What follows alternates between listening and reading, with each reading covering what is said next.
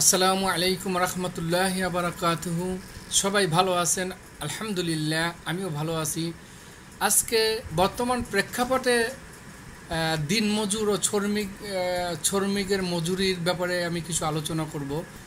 বিষয়টা হচ্ছে, আমাদের দেশে আমরা যারাই যে স্থানেই যেই কাজই করি, আমাদের কিন্তু দৈনন্দিন জীবনের চাহিদা পূরণ করতে গেলেই টাকার দরকার পড়ে। তো এখানে বিদ্যুৎ বিল বৃদ্ধি, গ্যাস বিল বৃদ্ধি, পানির বিল বৃদ্ধি, বিভিন্ন দ্রব্য মূল্য, শাক সবজি, তেল লবণ হইতে সমস্ত কিছুর দাম বৃদ্ধি।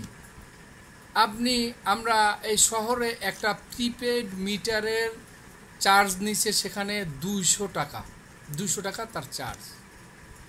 আমরা বৈদ্যুতিক মিটার ব্যবহার করি, সেখানেও আমাদের থেকে একটা মোটা একটা চার্জ নিচ্ছে। আমরা মিটার কিনে নেওয়ার পরও চার্জ নিচ্ছে। গ্যাসের মিটার যদিও তিতাস থেকে দেওয়া হয়েছে এক।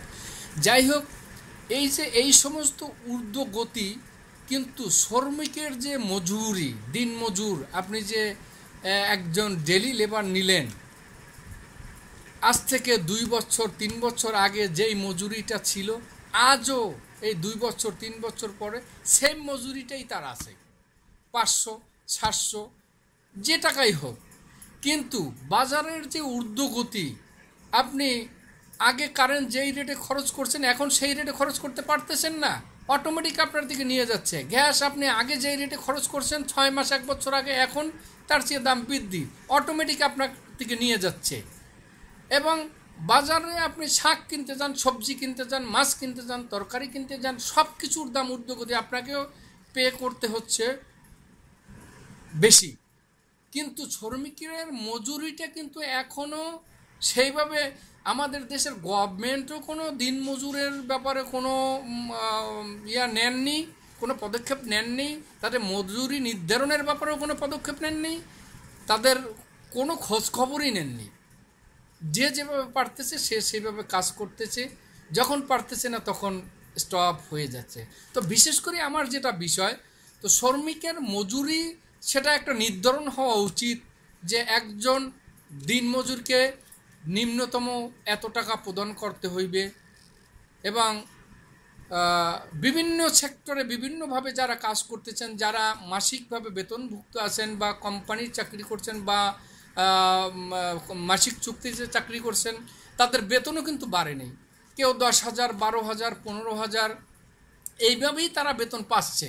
কিন্তু দেখা গেল আপনার তার বেতন আজকে 4 বছর যাবৎ তার 15,000 করে পাচ্ছে, কিন্তু 4 বছর আগে যেই সংসার চালাইতে তার খরচ হয়েছে 10,000, কিন্তু 4 বছর পরে আজকে তার সংসার চালাতে খরচ হচ্ছে 20,000। এইভাবে আমাদের খরচের পরিমাণ দ্বিগুণ হয়ে গেছে, কিন্তু আমাদের ইনকামের পরিমাণ সেই একই অবস্থানে আছে। তো বিশেষভাবে অনুরোধ করব আমি, আপনারা যারা আছেন, আমাদের বিভিন্ন প্রতিষ্ঠান পরিচালনা করছেন এবং বিভিন্ন প্রতিষ্ঠানের সংশ্লিষ্ট কর্মকর্তা যারা আছেন, তারা বিশেষ করে শ্রমিকদের প্রতি সুদৃষ্টি দিবেন আশা করি। এবং শ্রমিকদের সাথে সাথে আমাদের কর্মকর্তা যারা আছেন, তাদেরও কিন্তু বেতন বাড়েনি, সেটাও ভুলে গেলে চলবে না।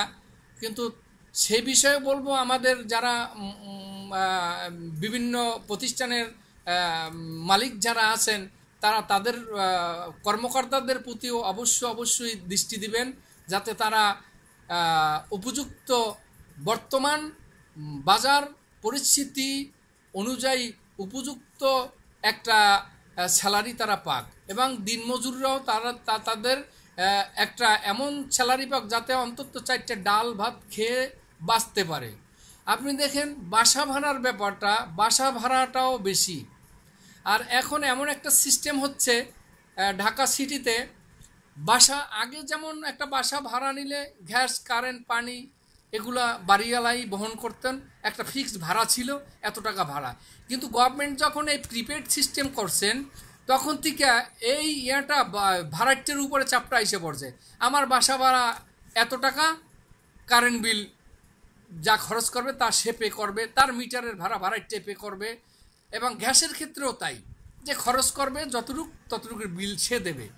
এখন বিষয় হচ্ছে বাসা ভাড়া ঠিক সেই একই স্থানে আছে, শুধু কারেন্ট বিল, গ্যাস বিল, পানির বিল আলাদা একটা পার্ট হইয়া এখন সেটা ভাড়াচ্চার মাথার উপরে। মানে গভর্নমেন্ট আমাদের এমন একটা সিস্টেম করছে যে বাড়িওয়ালা ভাড়াটিয়ার মাথার উপরে লবণ থুইয়া বড়ই খাবে। তার মিটার থাকবে কার? বাড়িওয়ালার। আমি 2 মাস পর আমি আমার বাসাটা ছেড়ে চলে যাব, কিন্তু এই মিটারটা কি আমি নিয়ে যাব? আমি তার মিটারটা ব্যবহার করতেছি, ভাড়া দিতেছি আমি। এবং বিদ্যুৎ এবং গ্যাস একই সিস্টেম। তো এটা আসলে আমাদের গভর্নমেন্টের আলোচ্য বিষয়। আমি তো ক্ষুদ্র মানুষ, এটা আশা করি আমাদের গভর্নমেন্টের গুরুত্বপূর্ণভাবে এই বিষয়টা একটু তদন্ত করা উচিত আমাদের আমাদের মনে হয়, বিশেষ করে আমার মনে হয় এটা।